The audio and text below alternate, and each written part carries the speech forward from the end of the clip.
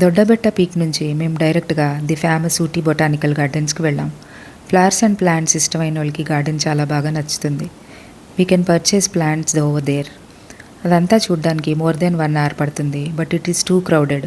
మేము పార్కింగ్ దొరక్క ఎక్కడో పెట్టుకుని కొంచెం నడుచుకుని వచ్చాం. అన్నీ చూసి నెమ్మదిగా పిక్స్ తీసుకుని బై ఈవినింగ్ 3 కల్లా మేము మా స్టేకి రిటర్న్ అయిపోయాం. రిటర్న్ అయ్యి ఒక హాఫ్ అన్ అవర్ రెస్ట్ తీసుకున్నాం. ఈ లోపల మా డోర్ ఎవరో నాక్ చేశారు. చూస్తే మా కేర్ టేకర్ ఒకసారి బయటికి రండి అని పిలిచారు. ఆ సీన్ చూసి ఇట్స్ ఎన్ అమేజింగ్ సీన్. నాకు అసలు అది వర్ణించడానికి మాటలు లేవు. ద బ్యూటీ ఆఫ్ డస్క్ ఎంత బాగుందంటే ఆ ఈవినింగ్ మేము చాలా బాగా ఎంజాయ్ చేసాం.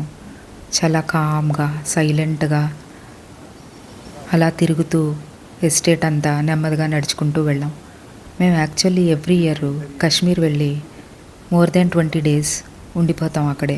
మా హస్బెండ్ కేర్ టేకర్తో అంటున్నారు, మేము ఇంకా ఇయర్ నుంచి కాశ్మీర్ వెళ్ళము, కంపల్సరీ వచ్చి ఈ ప్రాపర్టీలోనే స్టే చేస్తామని చెప్తున్నారు.